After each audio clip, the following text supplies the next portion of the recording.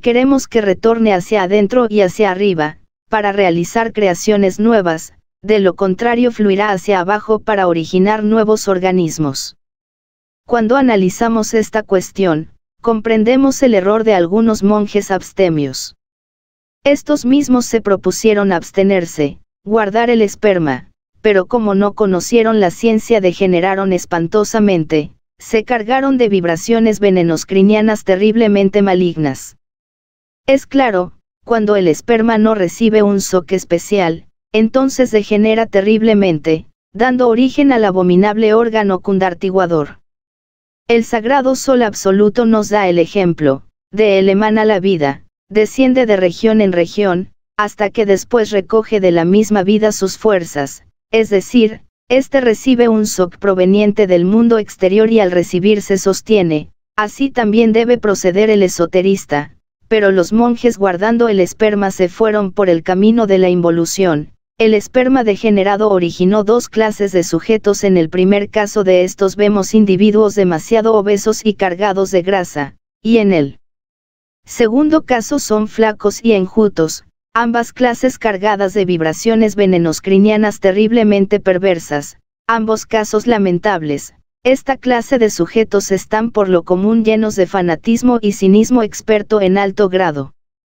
Vean U10 lo que son los monjes de la Inquisición.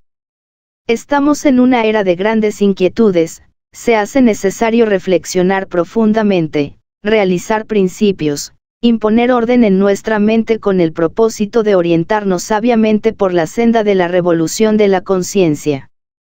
La evolución y la involución son dos leyes que trabajan en forma coordinada y armoniosa en todo lo creado, ambas en sí mismas constituyen el eje mecánico de la naturaleza. Existe evolución en el grano que germina, en la planta que crece y se cubre de flores y de frutos, existe involución en el árbol que pierde sus hojas, se marchita, decrece y por último se convierte en un montón de leños. Hay evolución en la criatura que se gesta dentro de la matriz, en el niño que crece y se desarrolla, en el joven, en el hombre maduro, tostado por el sol. Existe involución en el anciano que caduca y al fin muere. Hay evolución en el mundo que surge del caos con vida pujante y activa. Existe involución en el planeta que caduca y al fin se convierte en una nueva luna. Nosotros no negamos la ley de la evolución, mas comprendemos que ni ella ni su hermana gemela la involución, podría llevarnos a la autorrealización íntima del ser.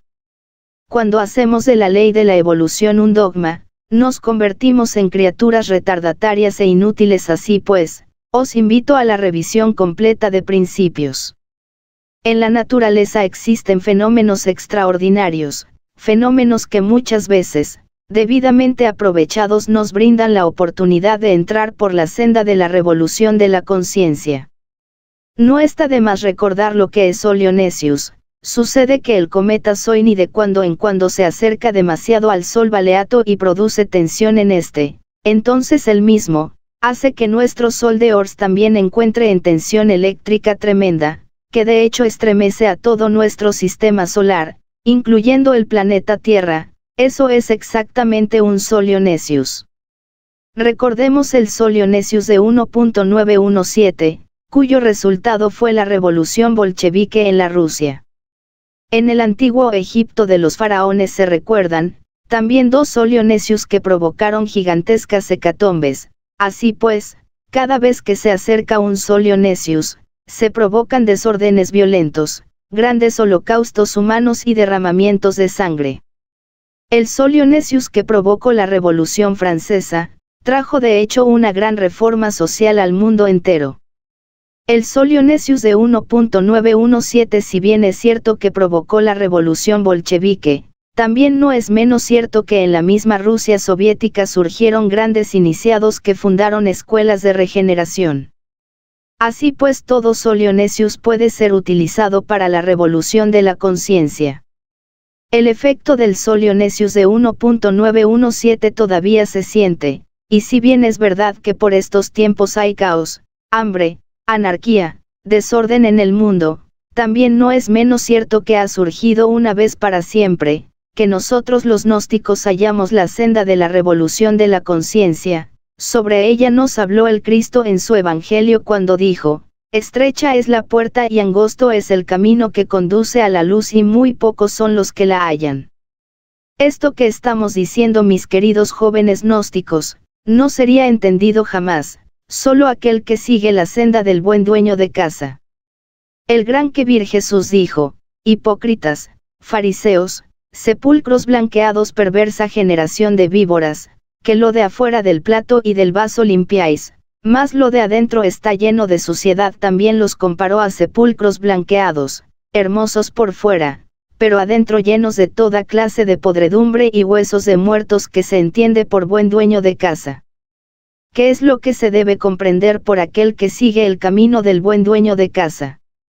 Escuchad, la senda del buen dueño de casa, es la senda de lo racional. Aquellos que aborrecen la revolución de la conciencia, las mentes retardatarias y regresivas, nosotros los gnósticos somos diferentes, hollamos un camino de rebeldía psicológica porque sabemos que este en sí mismo es el único que puede conducirnos a la liberación final. Todavía en el ambiente el efecto a los efectos del Sol Ionesius del 17 y nosotros debemos aprovechar tales efectos, tales vibraciones, no para meternos como los demás por la senda regresiva o reaccionaria o simplemente anárquica y sangrienta, sino más bien por el camino de la revolución de la conciencia. Amigos, es urgente comprender el estado en que nos encontramos actualmente, en los antiguos tiempos de la Lemurie, en aquellas épocas en que los ríos de agua pura de vida manaban leche y miel. La humanidad estaba gobernada por el principio fulasnitaniano. Tal principio daba a los seres humanos vida muy larga, entonces normalmente se podía vivir de 10 a 15 siglos, había tiempo más que suficiente para formar en nosotros mismos los cuerpos existenciales superiores del ser. Hoy en día todo es distinto, la humana especie, está ahora gobernada por el principio Hipocranos, que es ciertamente un principio animal, se muere cuando menos se piensa. La existencia se ha acortado demasiado. En el Egipto de los faraones todavía se alcanzaba a vivir hasta 140 años de vida. En la Edad Media el promedio de existencia era entre los 90 y los 100 años, mas ahora, en estos momentos ya casi no se vive. Así pues, viviendo de acuerdo con el principio de la vida animal, nuestras existencias suelen ser efímeros. Si en la época de la Lemurie, cuando se vivía de acuerdo con el gran principio fulasnitaniano, había tiempo más que suficiente para crear los cuerpos existenciales superiores del ser y eliminar de su naturaleza todo elemento inhumano, ahora todo es diferente, necesitamos inevitablemente trabajar en forma intensiva sobre sí mismos, con el propósito de autorrealizarnos rápidamente, porque la vida se ha vuelto demasiado breve. En estos momentos apenas ya si se llega a los 60 o 70 años, se ha acortado la existencia en tal forma que ya casi no se vive. Revisando pues principios, estudiando nuestra posición en la vida, podemos verificar por sí mismos que la juventud es fugaz, que se marchita como una flor en muy pocos años. Es pues necesario que los jóvenes gnósticos se hagan más reflexivos. Cuando uno está joven, se siente tan fascinado por su misma juventud, que llega a olvidarse de la vejez. Cuando al joven se le habla sobre la ancianidad, considera a esta última como algo demasiado lejano, por lo cual, dicen, no vale la pena preocuparse. Sin embargo, los hechos son hechos, pasan los años rápidamente, cuando menos se piensa, he aquí que llega la vejez. Unos jóvenes se han entusiasmado con la autorrealización íntima del ser. Hay quienes han aceptado con gusto los principios de la revolución de la conciencia, mas, fascinados por la juventud, solo se han venido a acordar de hacer el trabajo sobre sí mismos en el atardecer de sus vidas, ya muy tarde. Entonces es claro, no han podido concluir la obra, han tenido que aplazarla para una existencia futura. Si los jóvenes se propusieran de verdad aprovechar el tiempo, podrían realizar todo el gran trabajo en una misma existencia, aquí y ahora. En estos momentos me viene a la memoria un caso, de Bernardo el Trevijano, el gran alquimista medieval. Este hombre comenzó joven, mas realizó su trabajo, hizo la gran obra en 56 años. Si los jóvenes supieran aprovechar el tiempo, lograrían realizar toda la gran obra en esta misma existencia. Desgraciadamente, como ya dije, se dejan marear por el brillo hermoso de sus 18 o 20 o 25 años de edad.